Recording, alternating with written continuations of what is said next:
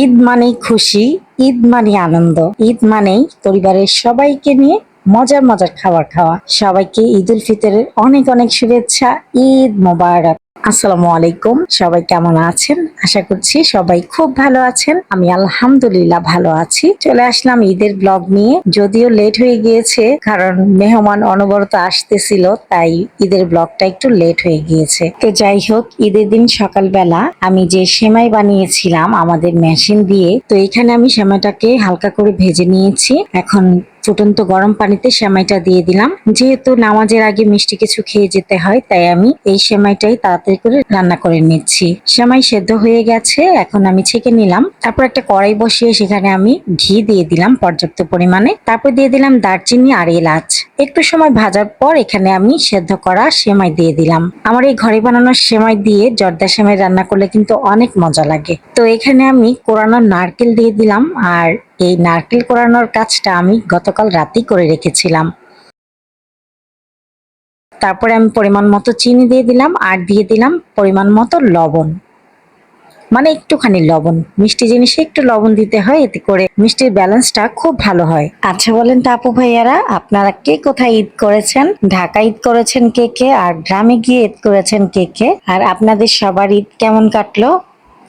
এই তো আমার জর্দা সেমাই রান্না কিন্তু হয়ে গেছে। আমি নামানোর আগে একটুখানি ঘি দিয়ে দিয়েছিলাম। এই তো এরকম ঝরঝরে হয়েছে। এখন আমি একটা বোলে সার্ভ করে নিলাম।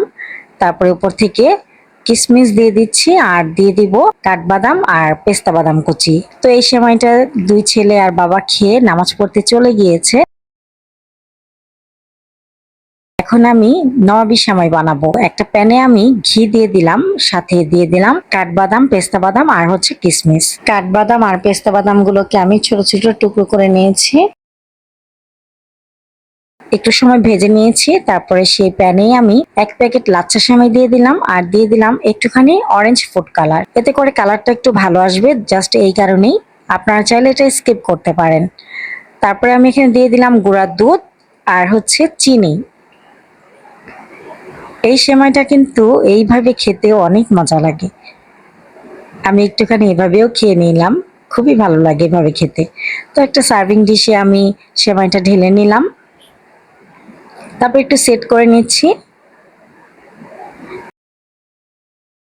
এখন নবী সেমাইয়ের ক্রিমটা বানাবো। তো এখানে আমি হাফ লিটার ঘন দুধ নিয়েছি। তারপর এখানে দিয়েছি কর্নফ্লাওয়ার, কাস্টার্ড পাউডার আর হচ্ছে ফ্রেশ ক্রিম। ডানো ফ্রেশ ক্রিম দিয়েছি এখানে, মানে একটা ক্যানের হাফ ক্যান দিয়েছি আর কি। তারপরে দিয়ে দিলাম মিষ্টির জন্য কনডেন্সড মিল্ক। প্রথমে চুলাটা অফ রেখে আমি সবকিছু মিক্সড করে নিয়েছি, তারপর চুলা অন করে দিয়েছি। ক্রিমটা কিন্তু হয়ে গেছে। নামানোর আগে আমি একটুখানি ঘি দিয়ে দিলাম, এতে করে ক্রিমের ফ্লেভারটা খুব ভালো আসে। একটুখানি ঠান্ডা হবার পর আমি সেমাইয়ের উপরে ক্রিমটা দিয়ে দিলাম। আমি এখানে কিন্তু সেমাই অর্ধেকটা দিয়েছিলাম আর ক্রিম দেওয়ার পর বাকি অর্ধেকটা দিয়ে দিচ্ছি। উপর থেকে ভাজা কিশমিশ আর পেস্তা বাদাম, কাঠবাদাম কুচি দিয়ে দিলাম। এই তো আমার নবী সেমাই কিন্তু হয়ে গেছে। মিষ্টি আইটেম তো হলোই, এখন ঝাল কিছু তো বানাতেই হয়, তাই না? তো এখানে আমি চিকেন ম্যারিনেট করে রেখেছিলাম, শর্মা বানাবো, চিকেন শর্মা। প্যানের উপর আমি চিকেনটাকে বিছিয়ে দিলাম, তারপর উপর থেকে একটু তেল দিয়ে দিলাম। চিকেনটাকে আমি খুব সুন্দর করে অল্প তেলে ভেজে নিব। চিকেনটা কিন্তু ভাজা হয়ে গেছে।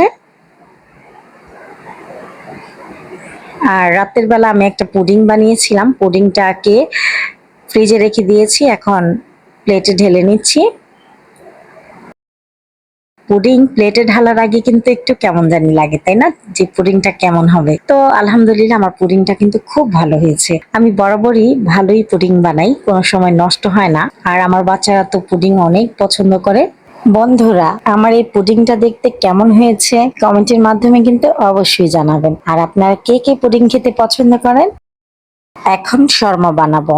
একটা সস বানিয়ে নিয়েছিলাম, শর্মা সস, সাথে টমেটো সস দিয়ে দিলাম, শসা কুচি আর চিকেন ভাজা। তারপর খুব ভালো মতো মিক্স করে নিলাম। ওপর থেকে আমি একটু চিলি ফ্লেক্স দিয়ে দিলাম। আর নান রুটি বানিয়ে ভেজেও নিয়েছি, সেটা আর দেখালাম না কারণ ঈদের ভিডিও অনেক বড় হয়ে গিয়েছে এমনিতেই। তো প্রথমে আমি টমেটো সস স্প্রেড করে দিলাম রুটির গায়ে, সাথে সেই মিশ্রণটা দিয়ে দিলাম, চিকেনের মিশ্রণটা, আর একটা বাটার পেপার দিয়ে আমি মুড়িয়ে নিলাম। এভাবে আমি 5টা শর্মা বানিয়ে নিয়েছি। আর অলরেডি আমার বাচ্চারা ওর বাবা নামাজ পড়ে চলে এসেছে।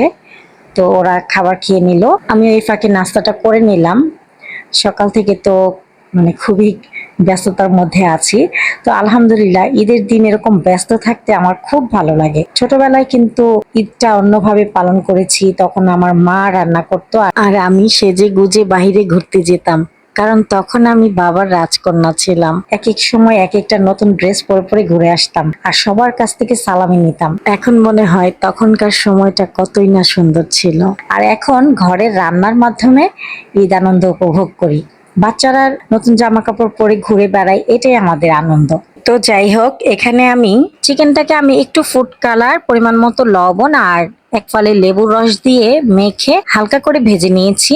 রোস্টের জন্য একটা মশলা রেডি করছি। ব্লেন্ডারের জারে আমি দিয়ে দিলাম কাঁচা পেঁয়াজ, কাজু বাদাম, কাঠবাদাম, কয়েকটা কিশমিশ, একটু জায়ফল, একটু জয়ত্রী আমি ব্লেন্ড করে নিয়েছি।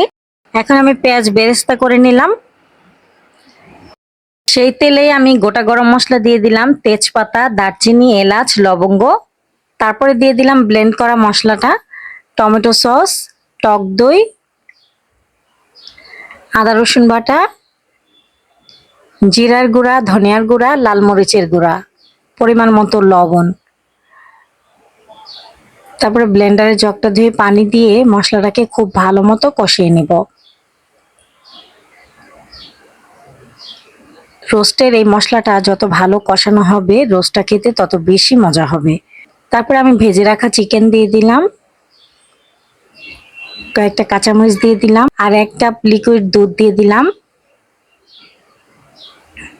এখানে আমি এক্সট্রা কোনো পানি দিব না, এটা দিয়ে কিন্তু রান্নাটা হয়ে যাবে। একটু চিনি দিয়ে দিলাম। চিকেনটা কিন্তু সেদ্ধ হয়ে গেছে। কিছুক্ষণ পরেই আমি এখানে ঘি দিয়ে দিলাম আর পেঁয়াজ বেরেস্তার সাথে গুঁড়া দুধ মিক্স করে দিয়ে দিলাম। আর এদিকে পাশের চুলায় আমি পোলাও বসিয়েছি। পোলাও চালটাকে আমি খুব ভালো মতো ভেজে এখন পরিমাণ মতো গরম পানি দিয়ে দিচ্ছি, সাথে গুঁড়া দুধও দিয়ে দিলাম। মেহমান চলে আসবে তাই তাড়াতাড়ি রান্না করছি।